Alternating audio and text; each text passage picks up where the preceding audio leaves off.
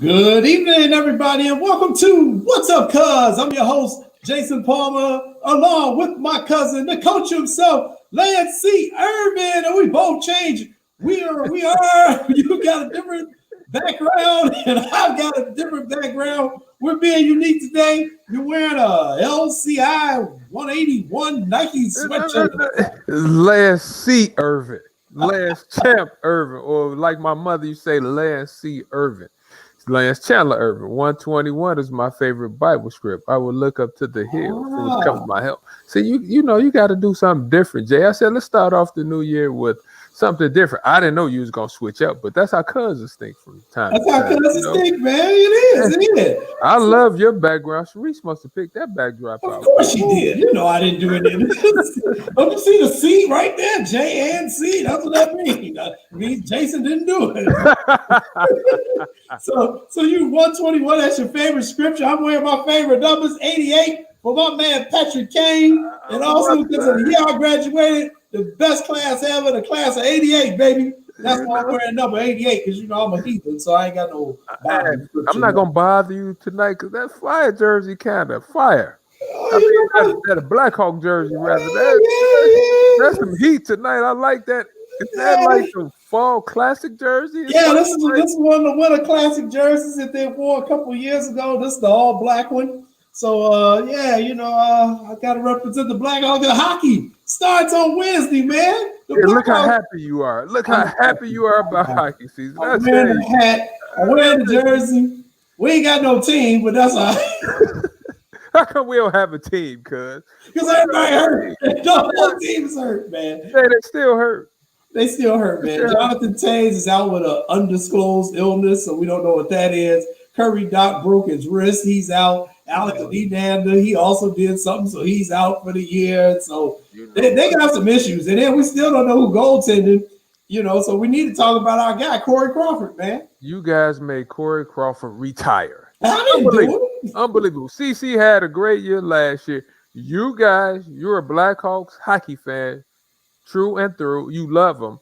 Why y'all do CC like that? Hey, man, we didn't do CC like that, man. CC, and I know as being an athlete, there are limits on being a athlete, man. Eventually, Father Time, who's undefeated, is going to win, and I think it just got to a point with Corey where, the injuries had kind of caught up with him. He'd had so many concussions and, he wanted to spend some time with his family. So, he made that decision to go ahead and retire. And I'm very thankful, man, for everything that Corey did for the Blackhawks. But before we get deep into the hockey talk, welcome everybody to What's Up, Cuz. If you're watching us on the SportsZone Chicago app, we appreciate that. If you're watching us on YouTube Live, go ahead and subscribe to our channel. And if you're watching us on Facebook Live, we appreciate that too. Remember, you can always download the app too. We really want you to download that app, the SportsZone Chicago app. We do. Where you can see all of our shows. If you want to download the app, you know where you can get it? You can get it from Google Play. You can get it from Amazon, and you can get it from Apple. So go ahead, download that app. It'll give you access to all the shows. And one of the people who's on that app, he's got a show, Sports 101, Jamar Harp. He's going to be joining us tonight, Lance. Okay, bring on Jamar Harp. Last time he came on talking football and some other stuff. Jay, I'm looking forward to having Jamar Harp on. Yeah. One thing I want to ask him, what happened to my Bears? And also about this national championship game that's coming on in the next few hours. Yeah, that's right. Well, he's definitely going to talk to us about the national championship game that's coming up at 7 o'clock p.m. That's why we're going a half hour early at 5:30. We're going from 5:30 to 7 today. Jamar is going to come on. We're going to talk about the big game tonight between Ohio State and Alabama. So we'll get his insights on that. And we'll get his insights on the stuff Deion Sanders has done. And, he's going to talk all football. We can talk some Bears with him as well. And then coming up at 6 o'clock, first-time guest on our show, I'm going to be interviewing the head coach of Morgan Park football, Chris James, who played at Morgan Park. He played at University of Illinois. And Chris has got a player who's actually playing in tonight's championship game. So I'm going to do that interview with him solo. She's going to meet me and Chris. We're going to chop it up one-on-one. And we're going to talk about football in Chicago, what we got going on here. How's that sound? That sounds great to me, but the main thing, let me ask you something real quick. Did you see Steph Curry had 62 in the game? I heard about that. I did not see it. Wait. my sports watching has been rather limited since the morons in DC last week who decided to storm the Capitol put pretty much every journalist in the country on alert, and we've all been working around the clock. So actually, my sports consumption has gone down a lot. But tell me about Mr. Curry and his 62. That 62 was unbelievable. He was hitting fadeaways out of bounds, one leg up. He was hitting them, popping his pistols, popping bow and arrows. And Jay, that was a 63. That was a memorable 63. But you just touched on something. I mean, how is that going, Jay? The Wednesday that just passed, for a country like we always try to say we're the best country in the world, what was explained or what we saw the other day, that didn't make sense. That was crazy. I mean, the Capitol. I'll let you talk about that. Well, I mean, we're just living in very dangerous times. We've known it. We've seen it coming for the last few years, and it boiled over. And the scary part is it's not over. We're in for a very, how can I say it, precarious next couple of weeks. Definitely through to the end of January and probably some months after that, because we're still dealing with a pandemic and COVID, which is why we talk about that so much on this show. And just the political and social situation in this country right now is unlike any time I've lived through. I know people who are older than me have lived through a lot tougher times, and that's what keeps me going. But we're in for some very dangerous times, and we just ask everyone out there to be aware of your surroundings and watch your back and protect yourself and your family. And that's all you can really do about right now. And just try to adjust to the situations as they keep coming about. So, real quick, Jay, for the 5 citizens that lost their lives in the riot or whatever you want to call it, I mean, that's sad. So we just prayers to the family that lost their loved ones. Yeah, and hope America can figure it out and get it together. But let's bring on our guy, Joseph Phillips. He's kind enough to jump on with us a little bit earlier. For those of you your first time, this show is done in conjunction with the Chicago Crusader newspaper. The Crusader newspaper is the oldest weekly African-American newspaper in the city of Chicago, and we get the pleasure of bringing on their sports editor. He joins us every week to tell us what he is working on. Our buddy, our cousin, Joseph Phillips. Joe, what's up, brother? How you doing, man? What's up, cuz? What's up? How y'all doing? We are doing good, man. We're doing good. Joseph, we got some other news to talk about, and that's why we wanted you to come on early. The Bears season is over. Oh, thank God. No, our Bears go down to New Orleans, and apparently they had some hurricanes before the game because they sure wasn't playing worth nothing. But the Hurricanes. I'm not getting started with you today, Jason. I'm not getting started. Hey, Joe, I'm not listening. Last time we was in the Superdome was Super Bowl 2020. Last time we won. This is the apocalypse, Super Bowl 2021. I'm not laughing with y'all tonight. I'm not laughing. Yeah, your thoughts on what you saw. What'd you see yesterday from the Bears, man? Oh, it's on me? Yeah, it's on you. Okay. Where do I start? Okay. First of all, first thing I saw. I don't like how you laughing. Because, man, we got to laugh at our pain sometimes, man. Because, us Bears fans go through a lot. Yes. But the first thing I saw was a espionage sabotage by Coach Matt Nagy, sabotaging the likes of Mitch Trubisky by turning him back into a pocket quarterback and making him a statue in the ground. You saw where that got us, 3-yard gains. He kicked off the game with a 5-yard pass in the backfield, which got no gain. Okay, so that was the first thing I saw. Second thing I saw was a drop pass by Javon Williams, which I believe was a microcosm of the Bears season. It just pretty much, summed it up on how our season was. We come close, that close, and then we drop the ball. That was really hurtful. Then the last thing I saw was from my main man, Anthony Miller, who after he was told in a memo throughout the week, whatever you do not retaliate to the instigator. Number 20, was he number 22? Yeah. Of the New Orleans Saints. And what does he do on cue? We're down, what were we down? 7-3? Yeah, it was. We were in the game. And we're still close. It was a 4th and 15 at the time, I guess.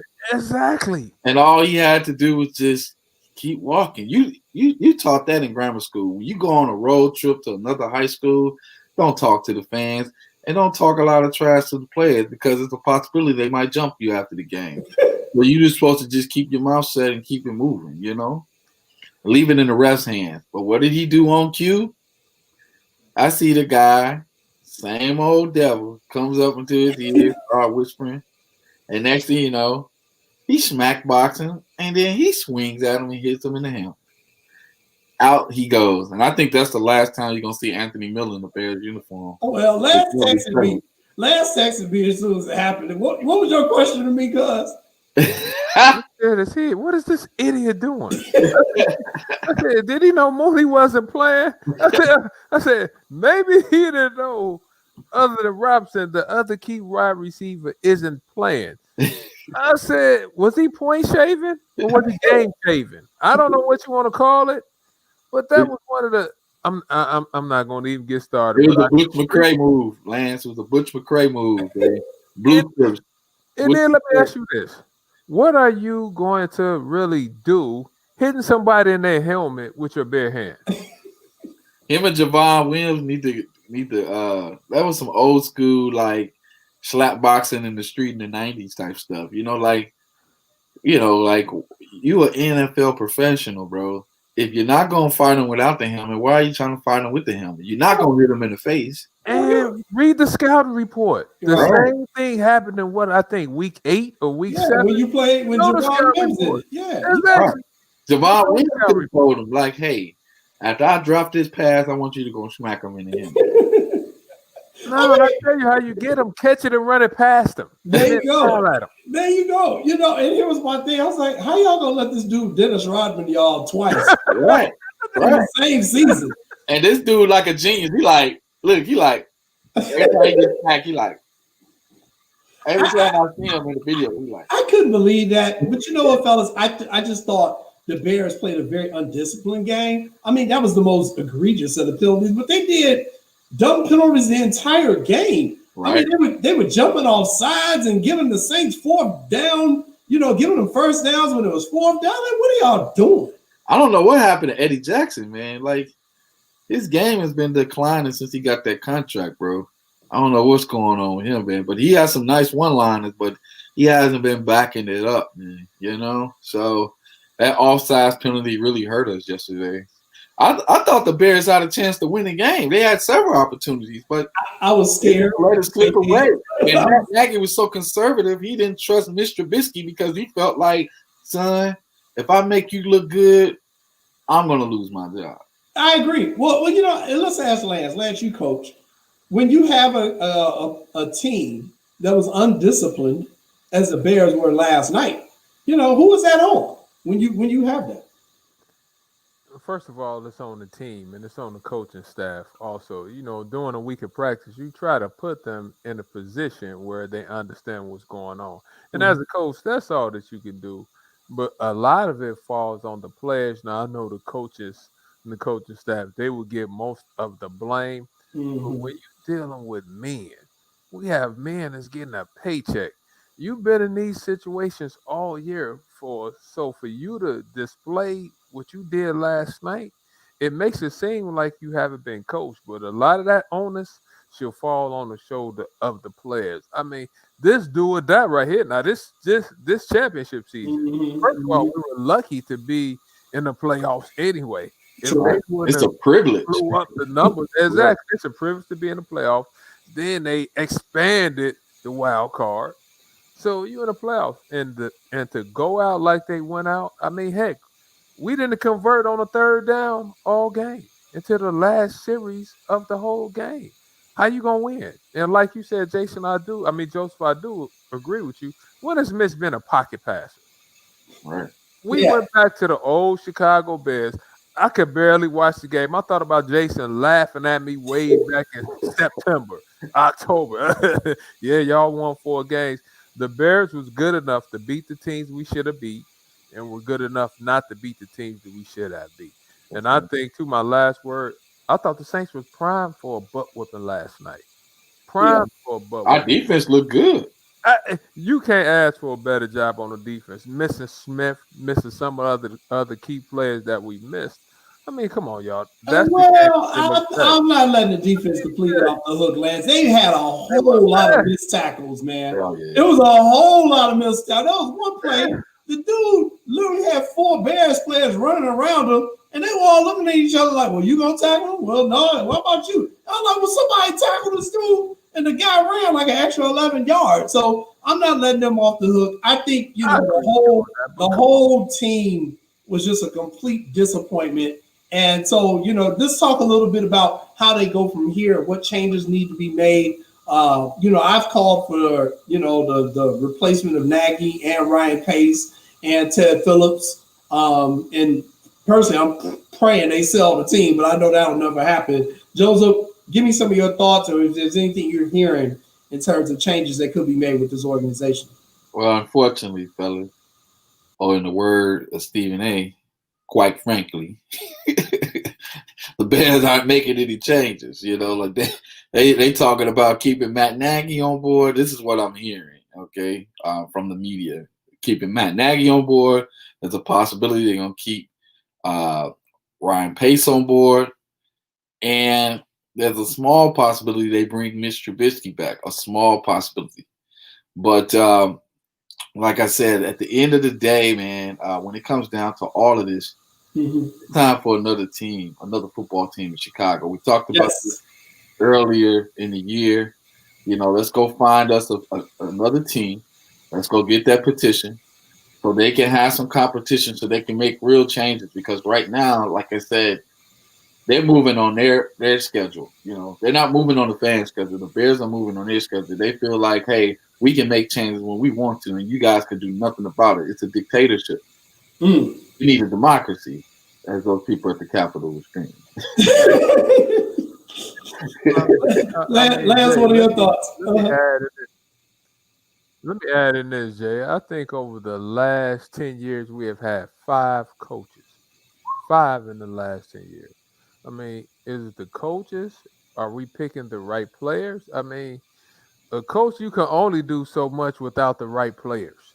And at the end of the day, I'm not saying Nagy should be fired, because you guys know I don't comment on coaches being fired. But at the end of the day, come on, I stay away from that. I know I let you do what you do, because people show probably hollering. I've been places with people hollering, "Get him out of there! Get him out of there!" I'm not doing that. But Jay, I just want to ask you. You've been saying Pace and Nagy. I mean, Jay, come on now. 5 coaches in 10 years. Whose fault is it? It's an organizational problem. It goes all the way up to the top to ownership, man. The problem with the Bears in terms of their ownership is that, you got Virginia McCaskey. The woman has got to be in her 90s by now, right, Joseph? She's, if that's your figurehead, and then, for a while she had, what was the one who just passed away, that McCaskey? He passed away. Now you got George, and George hired Ted Phillips. It's just the whole McCaskey family ownership thing. It just needs to go. But they're a family-run business, and they didn't make their money in other industries. They made their money off of the Bears, which is what makes them very unique in 2020. So they're not going to mess up their money. They're not going to give away the golden goose. So we're kind of stuck with them, which is why I want another team in Chicago. Jesus, because I'm going to tell you guys this, and I'm going to announce it right now. And our super producer, Maya Kai, is not here today. She has some other things she had to attend to. But I am about to take a page out of Maya's book, and I'm picking me a cheat team now. I am about to cheat on the Bears. I'm telling y'all now. I'm committing adultery. I am committing adultery. I am breaking sin. What was that, number 6 that Moses brought down? One of them things he brought down. Don't do it, Jason. Don't do it. My cheat team is now officially the Miami Dolphins. They have an African-American manager. They have an African-American general manager. They're a team on the rise. Plus, I love the city of Miami. So the Miami Dolphins are now my cheat team. If they ain't going to bring a second team to Chicago, I'm going to create my own. You got to at least go Northwestern. Come on, Jay. No. I'm going south because it's warm down there. Why y'all keep saying bring another team in? Why y'all keep saying bring another team to the city? How realistic is that, guys? They need competition, and Chicago is large enough where we can support a second NFL team. Los Angeles has two. New York has two. If you were to combine Florida, they got two because they got Tampa Bay Buccaneers and they got the Dolphins. You could bring another team in here, and I guarantee you it will actually improve the Bears because they will have competition. And the reason why I wanted to say it too, Lance, is because that younger generation, like your daughter Brooklyn, they ain't never seen the Bears really do nothing. And they ain't trying to stick with these fools. They be like, man, that's my old man team. I want the new Chicago team. We need it, man. We really do need it. I'm dead serious. So, Jay, let me ask you this, and let me ask Joe, do you guys bring Allen Robinson back? He signed a 3-year, $42 million deal. As I understand, that deal is up. Do we bring Robinson back? You don't have to pay Robinson now. The question is, does he want to come back? There you go. He keeps saying everything's on the table. Every time I read this tweet, he just kept saying everything's on the table. Everything's on the table. He says we should have visited this 365 days ago. That's what he said. So you know what that means? Yeah. Well, there you go. The right thing. He's going into what, his 8th year now. You don't have a quarterback. We're not sure who the quarterback is going to be. He had a pretty good year. Hey, I'm following the warm weather. That's he said all the right stuff. I'll tell you what. If they don't bring Deshaun Watson here, if he asks for a trade, I don't know if Deshaun Watson going to ask for a trade, but how can you come back if you Deshaun Watson? I mean, if you Allen Robinson. Yeah, they gonna have to make some moves, man. They got the Bears put themselves in a very serious position where here's my fear that they're getting ready to become like the Bulls were, where free agents are going to deem them undesirable because the word don't get out. The word has gotten out, and that's scary because we're the third largest market in the country, and you could actually have people like, no, I want to go to Chicago. And that's like almost unheard of. That's how bad this organization has put themselves in this position. But, it's getting like Cleveland, bro. It's getting like Cleveland. It is. It really is. I used to say the NBA, don't trade me to Cleveland. Remember what Chuck Daly told John Sally? He said, Sally, I've been watching you, man. Let me tell you something. There's no nightclubs in Cleveland. No, he was saying Milwaukee or Cleveland. He's like, there's no nightclubs in Cleveland, but I will trade both places. I know, right? What can I say? A reminder to all those of you watching, if you want to comment, go ahead. Let us know what you're up to. My boy Charles McDavid, what's up, Charles? Thanks for tuning in. The Bears, what can I say, man? They are who they are. Joseph, what else are you working on this week at the Chicago Crusader newspaper? Let us know. It's a lot of stuff going on. I found out tonight that the Bulls Celtics game was canceled tomorrow due to COVID protocols. So there'll be no game tomorrow at the United Center, so I won't be there. Their next game will be on Friday against the Oklahoma City Thunder. But I will also be doing 3 stories. I just finished those up, and that was on yesterday. On the Bears losing to the Saints, I talked about the Javon Williams drop touchdown pass, which led to other consequences. In addition to that, I talk about Zach LaVine's 45-point game in a losing effort against the Clippers. And last but not least, I talked about the Fighting Illini after a superb comeback performance against the Northwestern Wildcats, coming back from 15 down to win almost by 30 points, or at least 34 points or something like that. They lose to Maryland at home, 66-63. So I talk about both of those stories. So that will be out this week on the Chicago Crusader.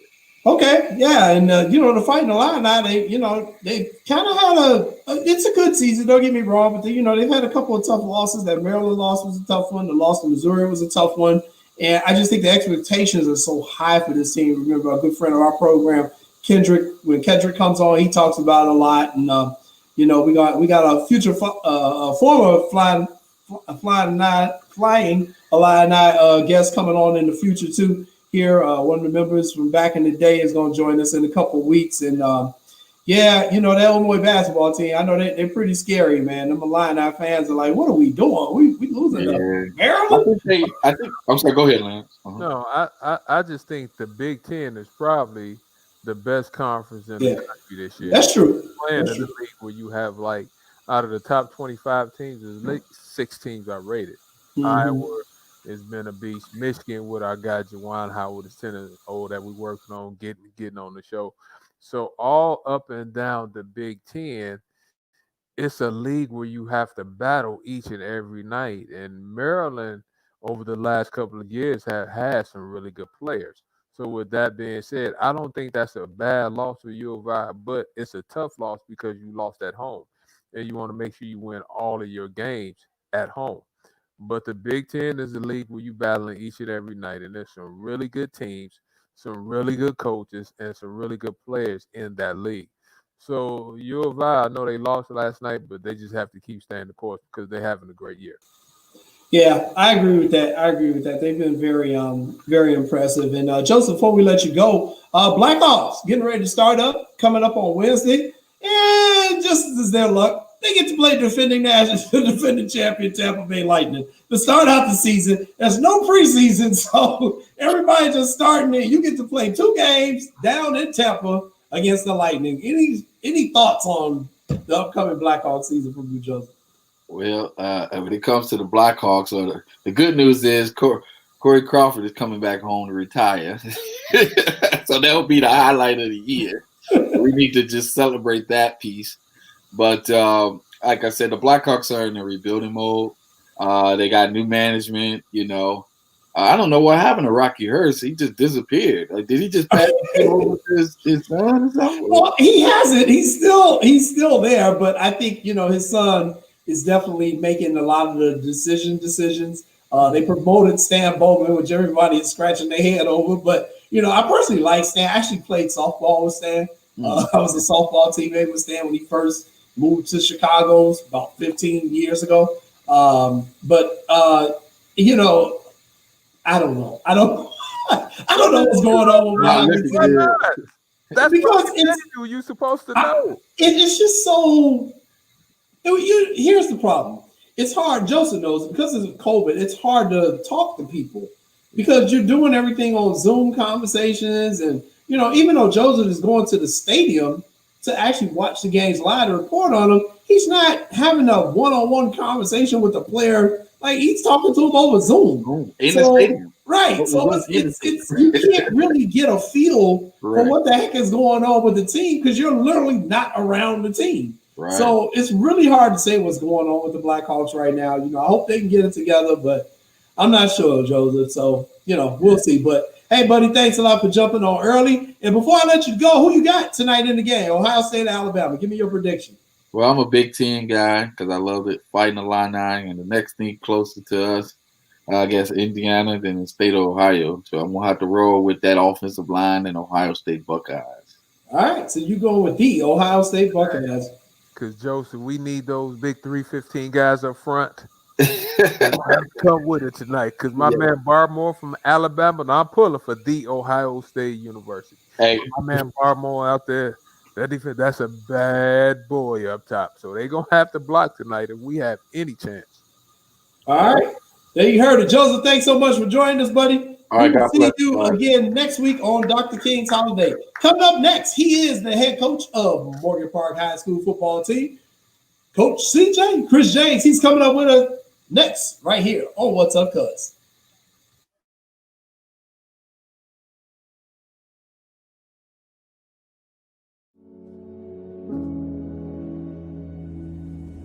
See me. See me. See me. See my dark skin and my kinky hair. See me. Don't see past me. Don't see through me. See me. See my tan skin and my curly hair. See me. Don't see past me. Don't see through me. See me.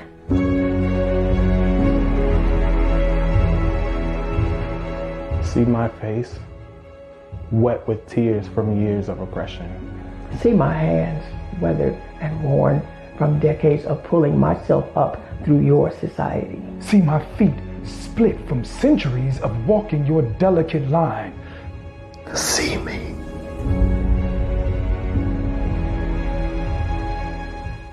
See me. See me. I'm tired. I'm tired. I'm tired.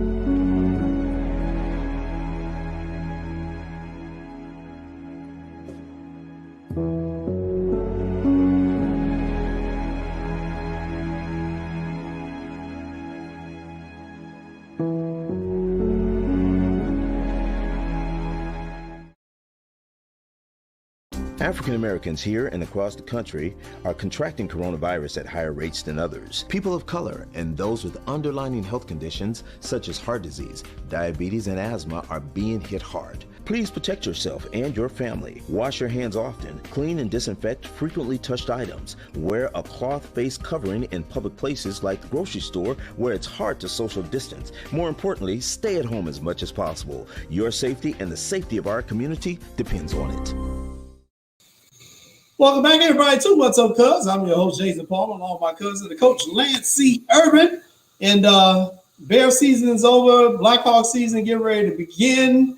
College season ends tonight. I'm going to ask you, who you got tonight? Alabama or the Ohio State University.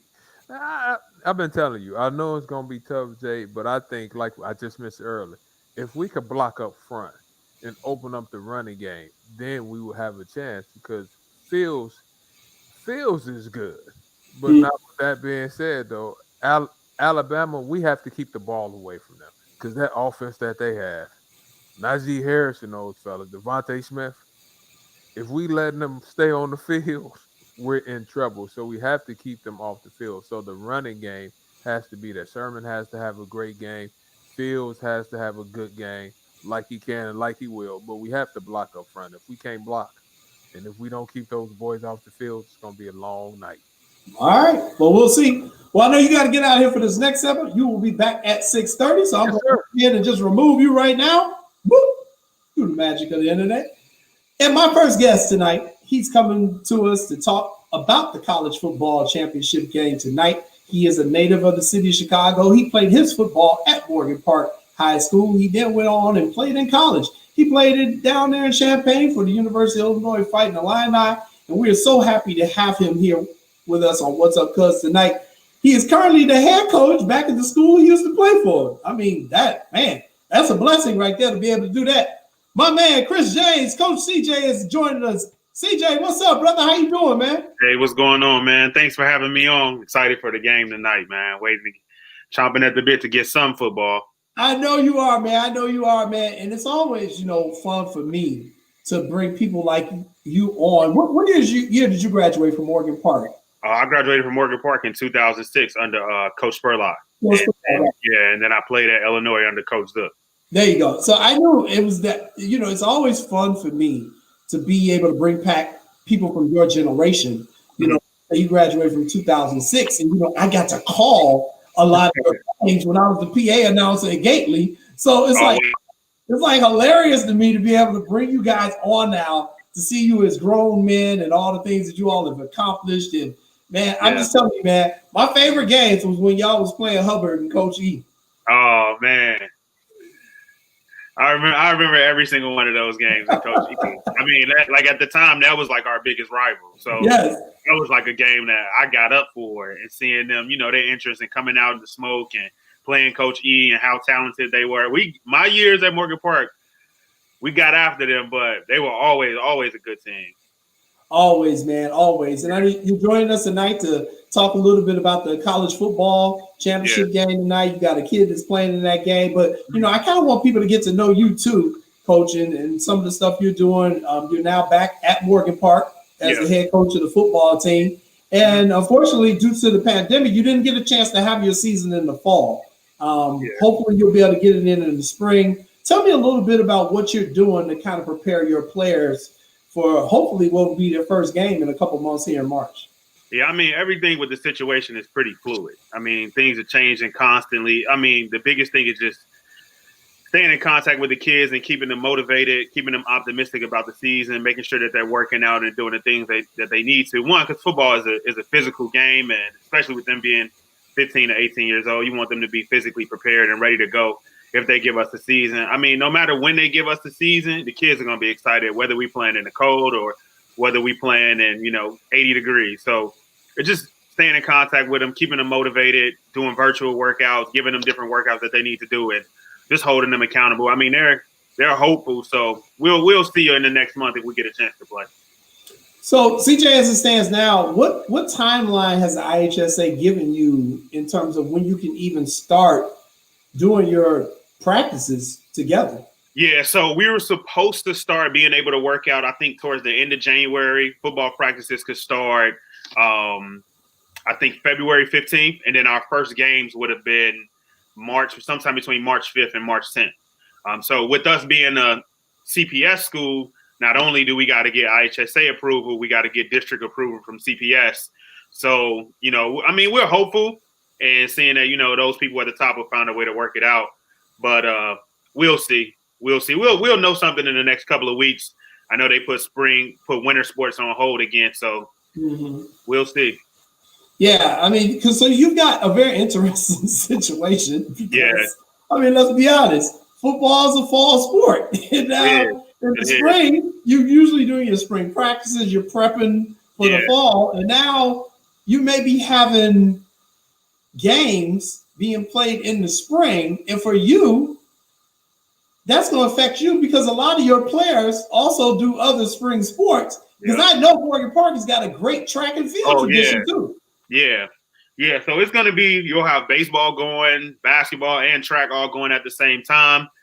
And I mean, as a collective, luckily I feel good because we get along at Morgan Park. I can talk to Coach Ratcliffe, I could talk to Coach Shannon and saying, hey, let's not wear the kids out, but I just want the kids to have fun and play something, especially since we've been without it. So it's going to be tough. It's going to be tough, especially basketball in Chicago.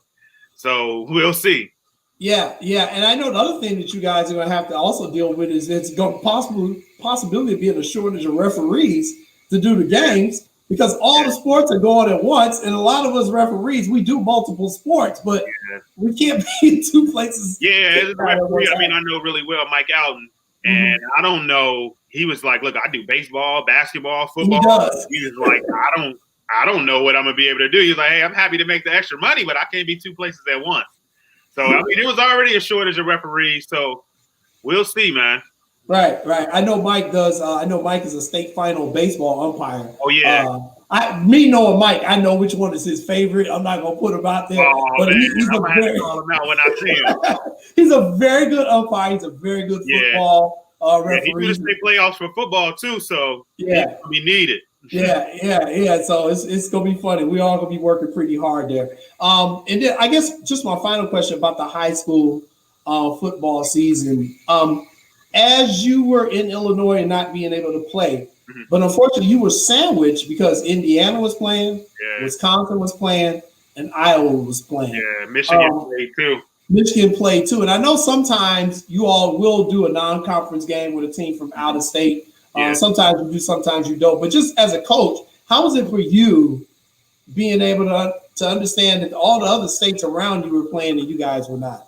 I'll be honest, it was frustrating to see that everybody else kind of figure out a way. And Indiana is 10 minutes from us. Yeah. Especially being from Morgan Park. It's like, man, they're figuring out a way that we can play. But, I understand the decision on both sides. People trying to keep the kids safe and trying to keep people safe. And we tried to use that as a way to, talk to the state and talk to the IHSA to get a chance for us to play. Some kids from Chicago had left and went to other states and played. Chicago that had families in different other situations. So it was tough. It was tough just because, it's some of the things I do in the off season. I got some kids from Maryville and Hammond that come and play in Club 707, and they were able to play. I was happy for them, but, I wanted to get a chance to see my guys at Morgan Park play too. I'm sure you did. And Chris, let's talk about that. The 707s. I know you've been huge bringing that to Chicago and being instrumental in seeing it implemented. Explain to my viewers real quick just exactly what the 707s are and how's it been going for you since you started it up? It's been fun. It's been extremely fun. I'm not sure what happened right there, but you're right there with me. They can hear you. So 707 is what we do in the off season. It's basically our AAU basketball. In a lot of ways, it's similar, but it's also different as well. So on my 707 program is called Hero, and we have kids from almost 37 different high schools from across the city playing on our teams, and we travel all across the country. It's set up the same way. Pylon is our AAU. That's the name of the organization. And it's been fun. It's given the Chicago kids an opportunity to compete against people from all over the state, from all over the country, Texas, California, and it gives them the chance to see that, we can play with anybody across the country. It's just a volume thing, and now it's becoming more popular. But the one thing why it is different from AAU basketball is a kid just can't get a scholarship playing 7-on-7 football.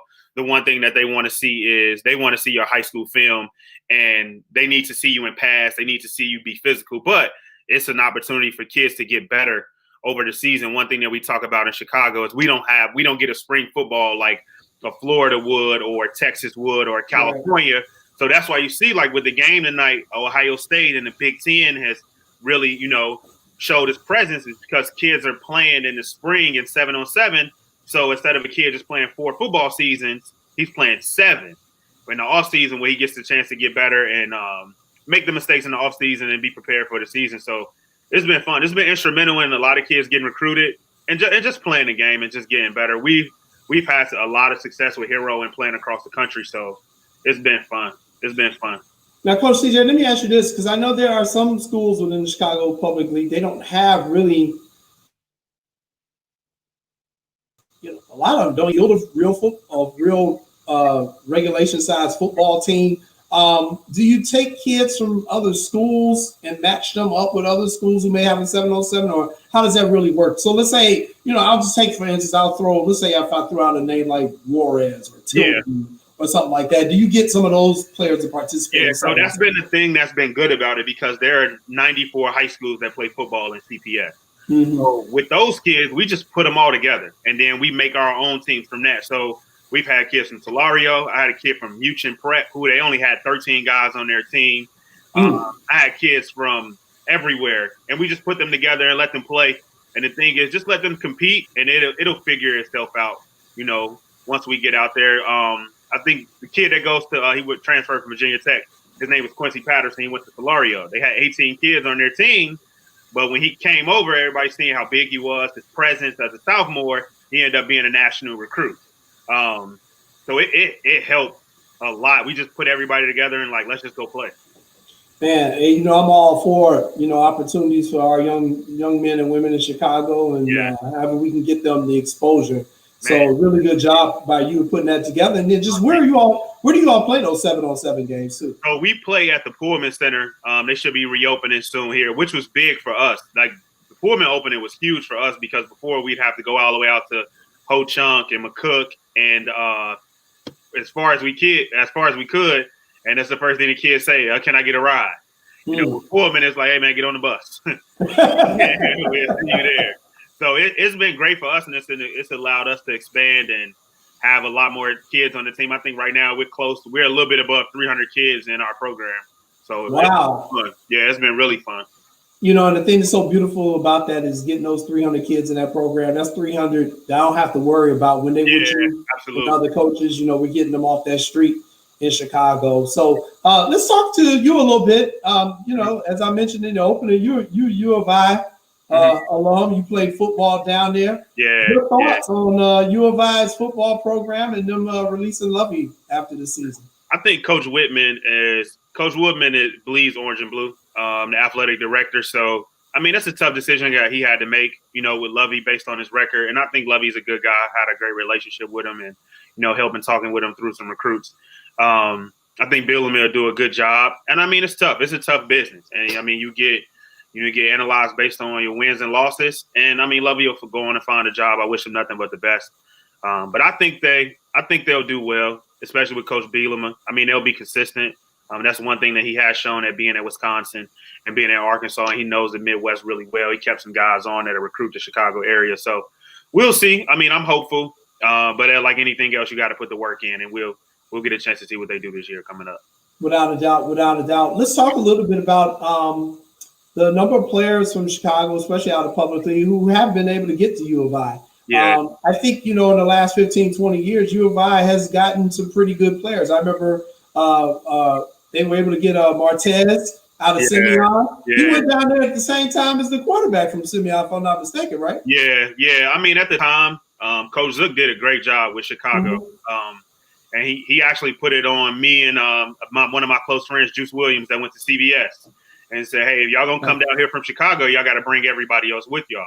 And he held us accountable for that. So I came in and he made a point of emphasis, like for all the guys I know from Chicago, Illinois was their first offer, and they made sure that they came after you and they let you know, like, this is your school, this is your state. And even, I mean, if you don't play in the league, Illinois has been instrumental, just the university in itself. Mm-hmm. And what I've done with my 7-on-7 program throughout the state, and just coming back home and being a Chicago kid that went to the university has been great. Has been great for me. So if they can recruit the state really well, especially what I know from the area, you can get those guys to stay home. They can build a consistent program. Do you still think that the Illinois football job is still considered a top tier job? I do. One reason I do believe that Josh Whitman put $80 million into facilities and built a brand new facility that rivals Alabama, Clemson, Ohio State. And the facilities in college football is an arms race, and they put their money where their mouth was, and they built that. So, I mean, you should be able to recruit with spaces like that when you're talking to 17, 18-year-olds. So they just got to prove it. I mean, a good run for us, we went to Illinois with 2-10 my freshman year. My sophomore year, we went to the Rose Bowl with the same guys. And Coach Zook recruited talent, so you can. It's the Big Ten, just like it's one of the top basketball conferences in the country. It's one of the top football conferences in the country as well. So you can play. If you can show you can play week in and week out, you can have some success. Yeah, I agree. We'll talk to you a little bit now about the college game tonight, Alabama and Ohio State. And you've got one of our CPS products, a former player that you kind of work with. Go ahead and tell me a little bit about him. And how excited you are to watch this. I'm excited to see him in this game. And I've been excited to see him all season. One, just because in Chicago, we always tell the kids, man, you play basketball, like, just try football. He was a kid growing up that did both. And, he ended up being 6'4", 235, 39-inch vertical. He's an elite athlete more than anything. And that's why Alabama uses him in a bunch of different ways. He can play tight end. He can play slot receiver. He can play outside receiver. He can run like a receiver. He can block like a fullback in the tight end. And then next year, you'll get a chance to see after Devontae Smith leaves just how special Jaleel is. So he'll be, I heard Desmond Howard say Jaleel will probably be the X factor, and he is, and he is. And one thing before he left, I challenged him before and said, you got to dominate games. And watching him in the semifinal game and the SEC championship game, his athletic ability is showing up. So I'm extremely excited to see him, and it's good for the kids from Chicago to see another Chicago kid playing in a collegiate national championship game. It gives them an opportunity, but it also gives them a pathway to show, like, look, you can be exactly like Jaleel. Yeah, I agree. And again, I'm always so happy and proud to see guys from Chicago and people whose games I call. Now, Jaleel, he played at Phillips. Is that correct? Yeah, he played at Phillips, and then he played for another club program out in Naperville called Midwest Boom. But me and Jaleel trained together, and me and his dad got a great relationship. And before I came to Morgan Park, and still while I'm at Morgan Park, I had a great relationship with the coaches at Phillips. So in the city, we kind of all work together to help kids and make sure that we're looking out for kids, especially a kid like him who was, one of the top 2 or 3 top prospects in the state. He's highly noticeable. So I've worked with him a lot and kind of talked to him off and on throughout the season. And one of the things I've always loved about public league football coaches, and it really is the football coaches. I think you all have your own culture. Mm-hmm. I think the basketball coaches, they do still support each other, but it's not the same like you football coaches do. I remember being up in the press box at Gately.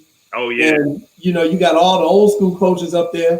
They all help game. He's playing for the whole CPS. Right. And it's just like, you represent all of us. We sent our one representative. Now you got to go play for the rest of us. In basketball, you got so many good teams. Right. CPS football, with, some of the resources or lack of resources that we have, we put our best team out there. And when Phillips won state, we all won state. When Simeon beat a Catholic school or a suburban public school, we all beat them. So, we stick together when it comes state time. We all stick together. So, and that transfers us over to, us watching out for all the kids that we see and we see him anywhere. So yeah, you're right about that. We do. We definitely. Without a doubt. So I always know the state playoffs is like CPS against the world. Oh yeah, got it. I remember that from my time at Morgan Park. And I see the Julian cut. He said, "Hey, you better go win and you got to go play." And he was like, "No, that don't matter no more." Right. We all playing for each other. So that's right. I love that. Any idea what's going to happen with the Prep Bowl in the future? You know, it's kind of going back and forth. Yeah. You know, do we still feel that game is necessary? Having the public league and Catholic league teams play those extra playoff games just to get to the Prep Bowl. Just kind of what are your thoughts on that? You know, you got a chance to play it as a player, right? Yeah. And I'll say this: it's very important. First reason is just tradition, and it's just us keeping the tradition alive and making it fun. Some of the things are taken away, like we had the Prep Bowl dinner that we went to before then, but also it gives kids additional games to get recruited. You know, it gives them extra film where a kid might have had that big game and, you know, it helps him get the scholarship that he needed from the Catholic school side and the public school side. But I know it helps us out tremendously for us to get an opportunity to continue to go play. And I mean, it's just tradition. I mean, we got to do some things to bring the energy back to it, which I think we can. You know, you get the right people involved that care. We will, but I think that we do need to keep that game. We definitely need to keep that game. Okay. Being there at Morgan Park, you all have such a tradition, and I'll say it is really a strong recent tradition within the past 15, 20 years. You know, I mentioned before your track teams. Obviously, you were there. Obviously, you were there when Alexandria Anderson was running all over the place. That's my girl. I love Double A. Yeah. You know, I've been out there. You guys got water polo out there. You got track and field. Your baseball team recently has been really good. You've had a couple of really good softball players who's also kind of gone on and played in college. What is it about Morgan Park that you all are part of this sports culture in CPS where you all are always putting out competitive teams? Well, I think Morgan Park is kind of the community. So you talk about Beverly and Morgan Park and Western and Ashland. You got a great mix of people where you still sometimes you get that small town feel where, you know, where we could go up Western and be on Beverly. So I think that's helped us. And we've had, you know, kids from all over the city come to Morgan Park because of the selective enrollment. And then we had the neighborhood portion of our school. So we just get a great mix of people, a great mix of athletes, which has helped us to have that, you know, sports tradition. And when I was there, I played basketball, football, and track. And it was just kind of like a thing that you did. And it was our culture. I think that that's a testament to the coaches. I mean, with Nick Irvin just passed there previously, Coach Radcliffe, Coach Spurlock, who I hold in serious high regard for the level of discipline and, you know, and integrity he gave me. So I think that plays a big part. And I mean, the football program, we're starting to build that back up. We just got some renovations done in our school. We got 24 million put into our school. Our tennis to be redone, our basketball courts, our football field and everything. So I think it's going to be get a lot better, but we got a huge community feel and a community vibe to our school. Yeah, that's beautiful, man. I know we've been fighting to try to get a new gym over there, or at least get it rehabbed. I know that was something Coach Irvin was trying to do, and it's good to hear that they put some money into the school because I think you all really do need the facilities because you just don't need the facilities, but you all are actually going to do something with the facilities as well. Yeah, and we have already. They renovated some of the rooms. So one thing that I'm doing right now is trying to create a custom locker room for the kids, just to give them some nice facilities. Me and the kids redid the weight room before. So it'll be fun. It'll be fun to see the school like that. The school was built in 1916, so it's good to get some renovations.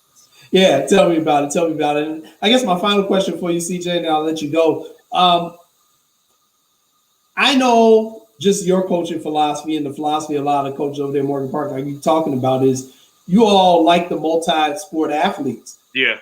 How has this pandemic really hurt you from being able to do that since you can't kind of have those cross-training sports? You know, one of the things I used to always scream at Nick about my cousin, I was like, look, man, let your basketball players play volleyball because it's going to increase their vertical for one, and they're going to get more agility. Well, right now, because you haven't been able to do that, Coach CJ, you know, how are you dealing with that and not being able to have them cross-train? And then also just what's your philosophy on How do you like some of your position players? What do you think is the best cross-training sports for those guys? I think it's critical. One thing that playing track and basketball helped me with was I had tons of energy once I hit the football field. And it just makes you that more competitive as well. So it's been tough, but a lot of the club programs during this time have done a great job of keeping kids active and playing sports and being able to travel. One thing that we did with Hero is we created an entire football league for every kid across the city to be able to come play. So a lot of club programs have done a great job to help kids to stay active. And then also some of the other sports that I like for kids to play is I love for the kids to run track and just to play basketball and just staying active. I tell kids all the time, when I went to college and the football players, we went to the rec every hoop. Everybody played, I mean, that was a testament to them. They were really, really good athletes, but it's because they played all the time. Basketball players at SZC at Morgan Park, we had a basketball kid come over and play football, and he ended up getting a scholarship to play at the University of Arizona. And I tell basketball kids all the time, if you 6'3", 6'4", you kind of average in basketball, but in football, you tall. Coaches love that. Like you said, the volleyball thing is perfect because it's all jumps. And that's all you do in basketball as well. So Nick was actually the volleyball coach over at the school. He took your advice. I threatened him. So it's good for kids to play multiple sports. One, because it keeps their passion about the sport, so they don't, they continue to fall in love with it, and they end up missing it when they come back, and you get the best out of them when they do come back. We had a kid, Kyle Grover, who's a great athlete, played basketball and football. He was just active all throughout the year, and that's something that we need as well for just kids around the city, just to stay active as much as possible. With the 707 program, I see some of the questions. You can sign up at herofoundation.com, or it's HEROH foundation.com, or you can sign up, or you can follow us on the social media at hero_. And we'll be starting back up once the Pullman Center opens. So if the kids don't have a season, we'll have different programs for them to come play at Pullman all the time. And we got 3 football fields and 3 basketball courts there for kids to remain active. Love it. Who you got winning tonight's game? Man, as much as I like Jaleel, I got to go with the Big Ten. Oh, look at that. I ain't got no reason for saying. I just got blind loyalty. I just got it makes us look good. If we win as a conference, and you can't say that Ohio State didn't belong there if they beat Clemson and Alabama. Yeah, we won 8 games, but we beat the best 2 teams in the country. All right, there you go. I heard that. My man is loyal. I appreciate it. CJ, I'm so proud of you, man, and thank you so much for coming on, man. I appreciate that. All right, thanks a lot. That's our guy, CJ. He's the head coach over there at Morgan Park. We're going to take a quick break, and then Lance is going to come back, and I'm going to be with Jamar Harp. And Jamar Harp and I, we're going to discuss some stuff along with Lance, and we're going to talk about the Bears, and we're going to talk about the college football game tonight. Coming up on What's Up, Cuz? So everyone, please stay tuned. And also understand I'm also producing this show tonight. So I'm doing 3 hats at one time. So hang with me, folks.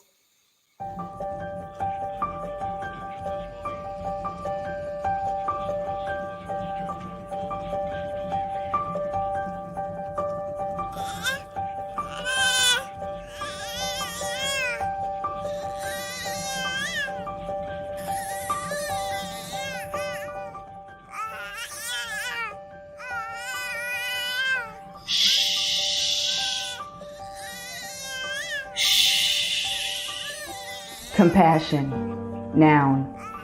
Sympathetic pity and concern for the sufferings or misfortunes of others.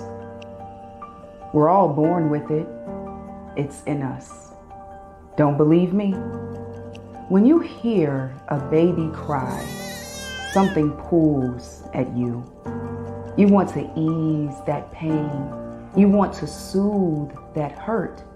No one had to teach you that. It's called compassion, and it's in you. However, at some point you turned it off when it came to me. Me.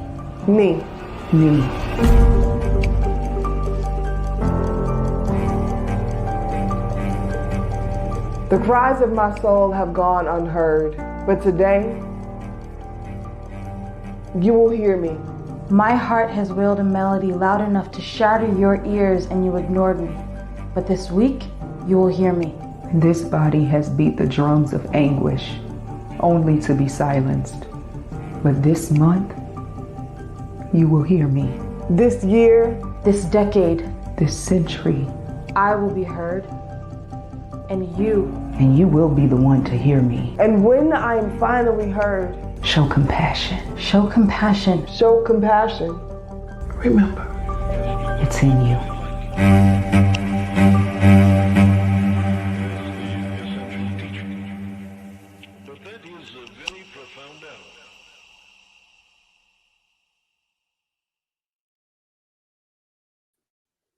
Stop, 7.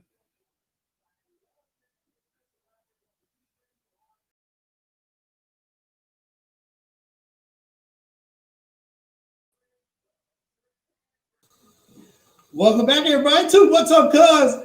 What's your dog doing? She biting you, man? Man, Jay, 7 is.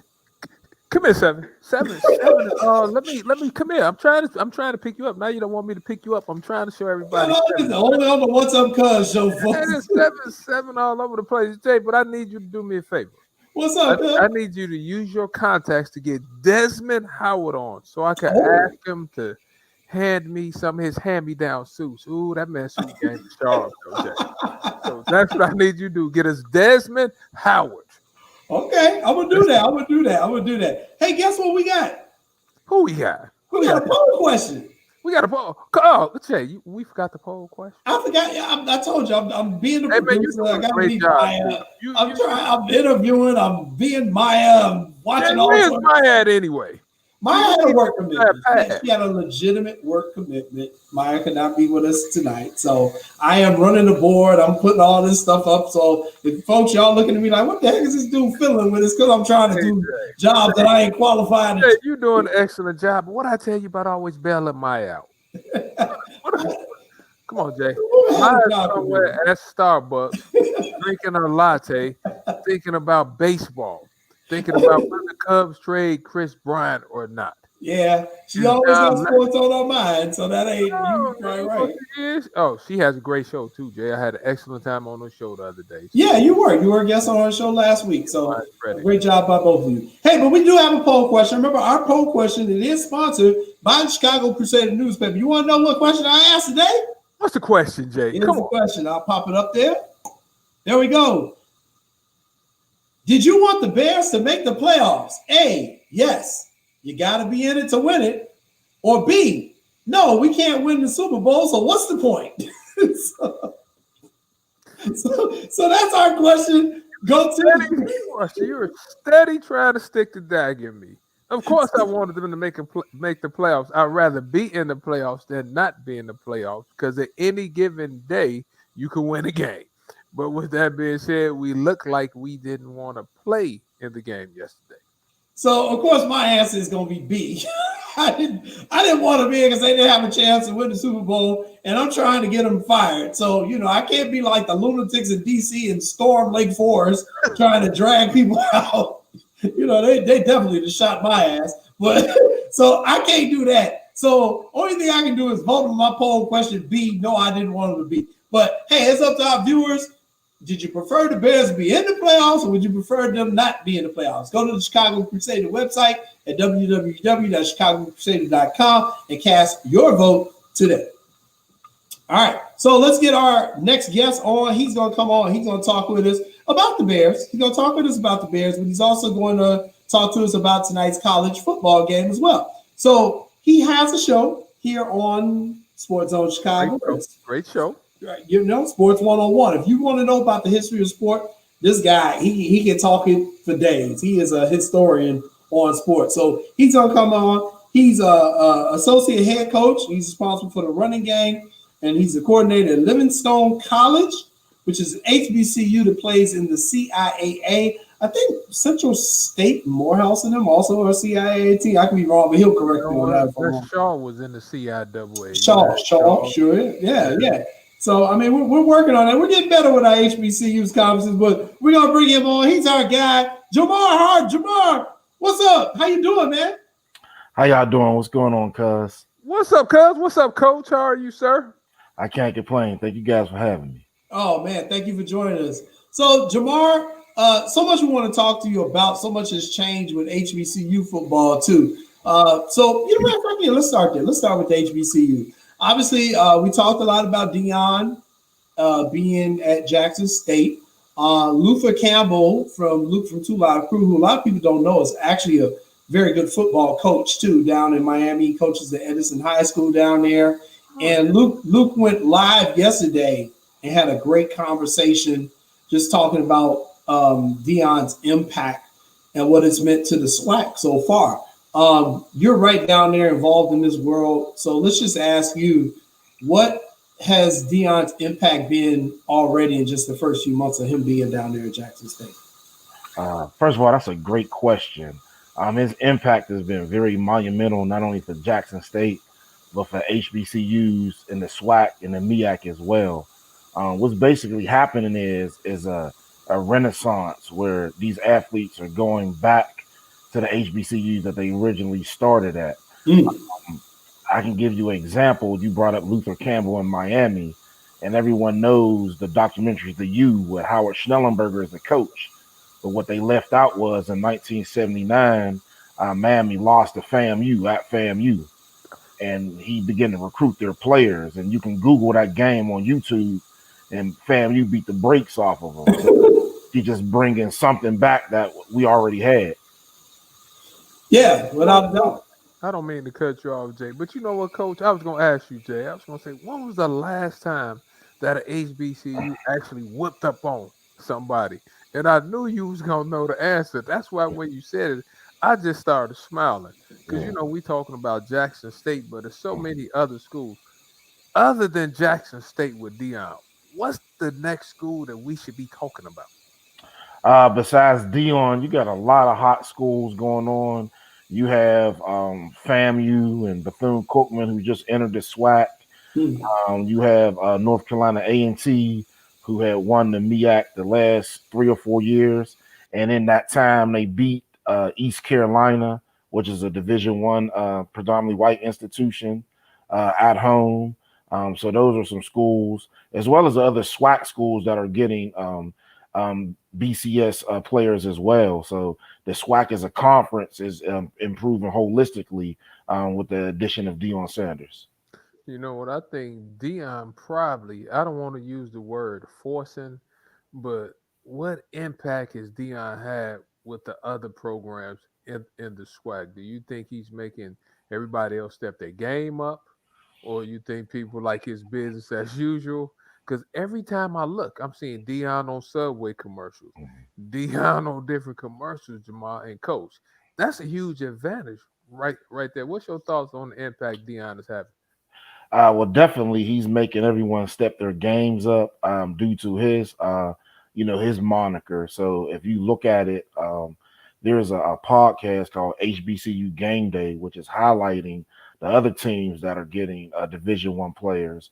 FAMU just signed a D lineman from the University of Tennessee. Alabama A&M signed a linebacker from an SEC school. So the other schools are doing it as well. Just they're not doing it with the same fanfare as Dion due to his individual notoriety. But again, the conference is improving as a whole. So you'll see a brand of football in the fall similar to the 1980s, most likely with the SWAC.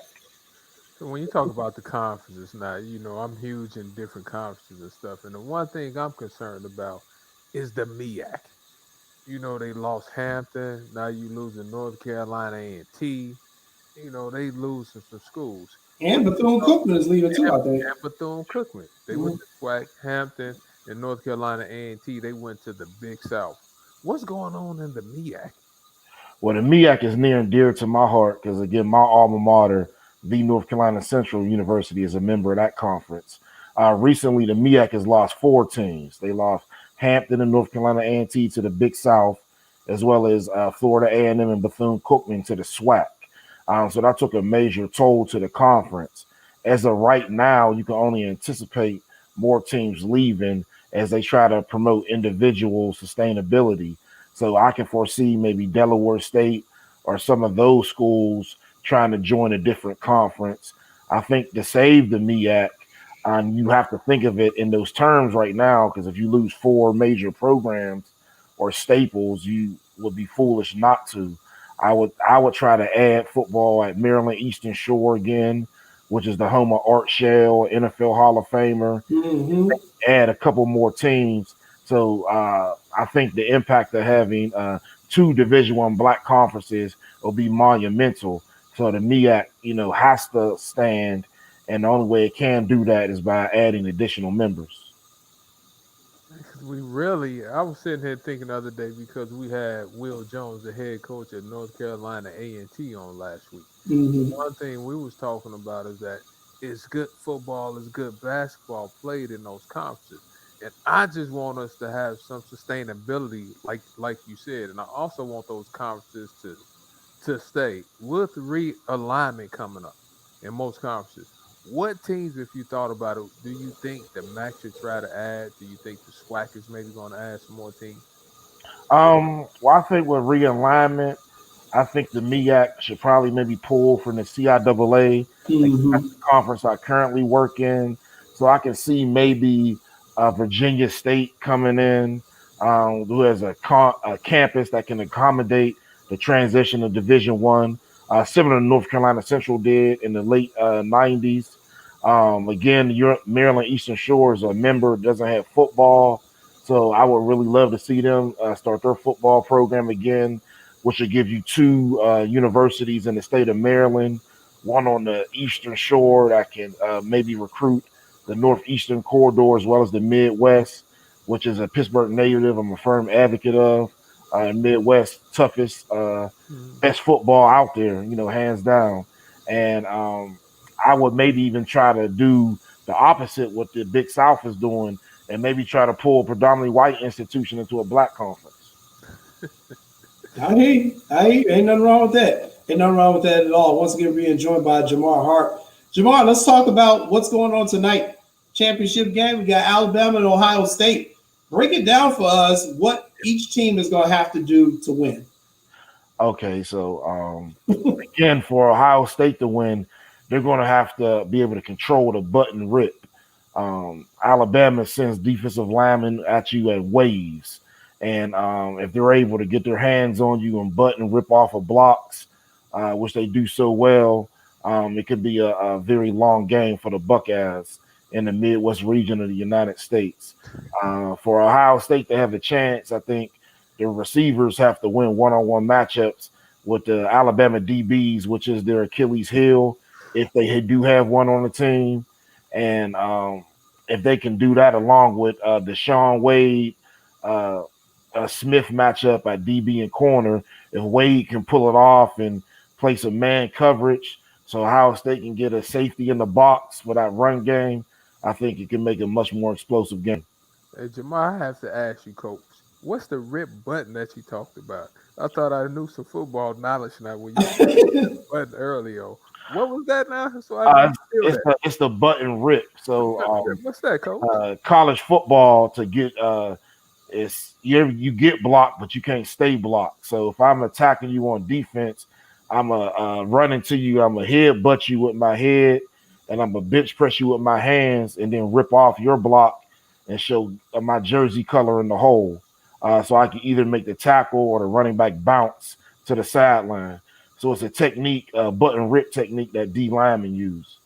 Yeah, Lance, it's a technique that the defensive linemen use. I knew that. I just wanted Coach Harp to show everybody how much knowledge he had in the game of football. Well, I didn't know it. I didn't know it until he showed me. I gave you an assist, Coach. Woo. Yeah. I got to use the one thing I was telling Jason is that Alabama's offense is so explosive. And I was thinking we have to find a way to keep them off the field. I don't know if Ohio State, if the running game over time can do it. Do you think the running game can do it? And is Fields a dominant enough passer where he can exploit those matchups on the outside that you talked about? I definitely don't think Ohio State can sustain the run. The reason being Alabama plays for that. Their Achilles heel is when you spread them out. If you look at when they lose, either to Johnny Manziel or to They don't lose often now. When they lose, I'm like, yeah, when they do lose, it's to a spread team. So when you try to run the ball, that's playing into what they want you to do. Justin Fields, I think he will be able to throw the ball because he's going to get one-on-one matchups because Alabama may crowd the box as well. But can he hit those whole spots and can his receivers hang on after the catch and make the play? So there's a lot of variables in that, but I think it all boils down to Justin Fields. If Ohio State's to win the game, he has to have a Herculean effort. My cousin and I argued for the last couple of weeks that the Ohio State University didn't belong in the championship game. What's your thoughts on that? Think in the playoffs. Think real hard about your response to. I'm not gonna say what my response is, but I want you to think real hard before you speak if they belong. I think I was like everyone else. I kind of wondered when the Big Ten made the rule, but then when I looked at the scope of college football and what they did in a short amount of time and who they did beat, the one team I think that shows that they don't belong is Notre Dame. They have a history of getting blew out for at least 10 years. So if anyone doesn't belong, it's them. So I think Ohio State did belong. They showed that and what they did to Clemson, again, a team that Notre Dame beat, albeit Clemson didn't have their starting quarterback. Right. But there was no way in the game where Ohio State didn't show dominance against Clemson. So I think Ohio State showed, even though with their short resume, just think of it as Biggie. He had 2 albums where people say he's the greatest of all time. Hits he put out. Okay, that's an interesting comparison, Jamar. Okay, I'll go with that. So let me ask you this then, since you brought that up. Should Texas A&M have been in one of those spots then?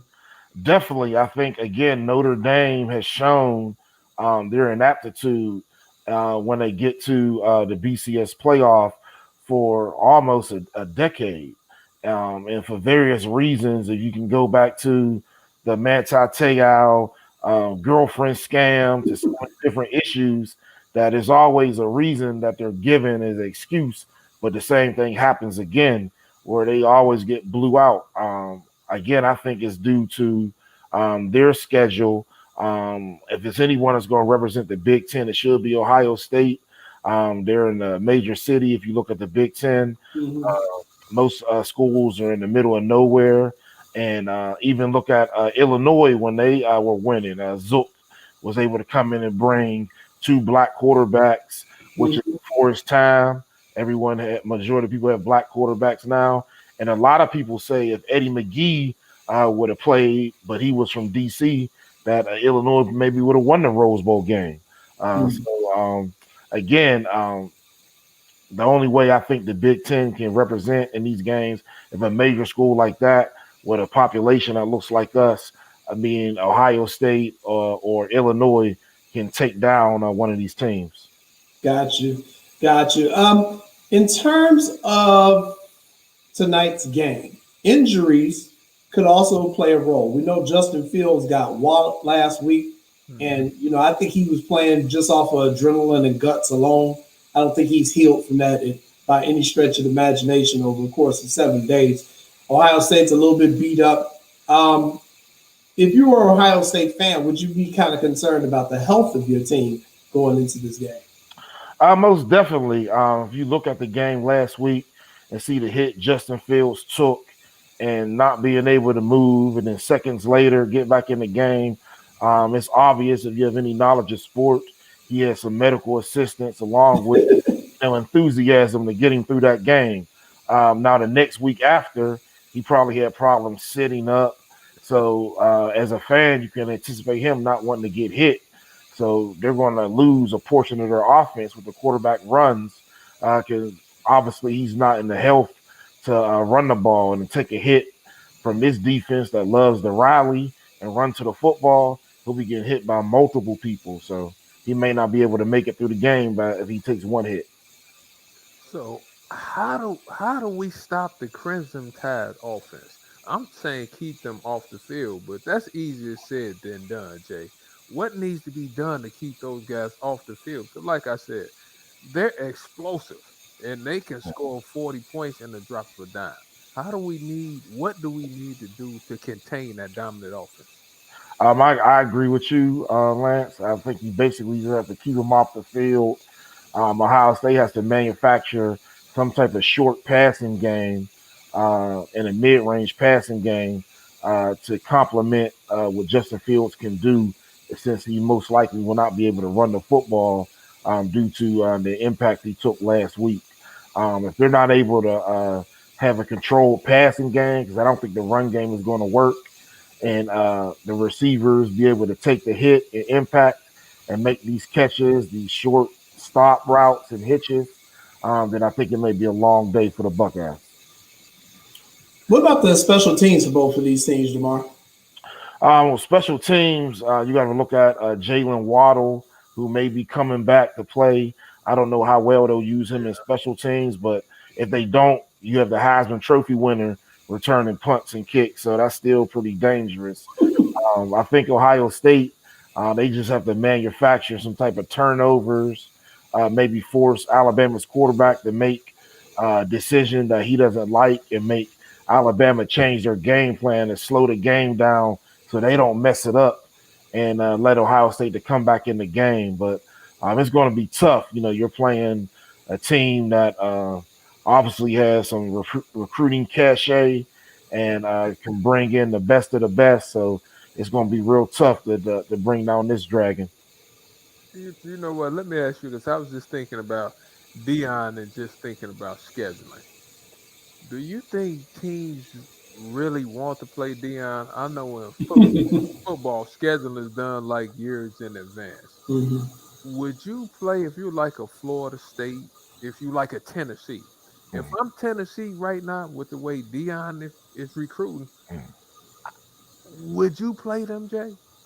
I definitely would not. If you look at the recent history, 2 years ago when Kalen Newton was at Howard went to UNLV and beat UNLV. We already talked about North Carolina A&T's win at East Carolina. And then you have your other 1AA teams, Appalachian State, James Madison, and North Dakota State that beat BCS teams all the time. Mm-hmm. And when you look at the history of the SWAC, what a lot of people don't realize is the SWAC conference has always got SEC transfers. Tavares Jackson transferred to Alabama State. Kincaid he came from Ole Miss to Grambling.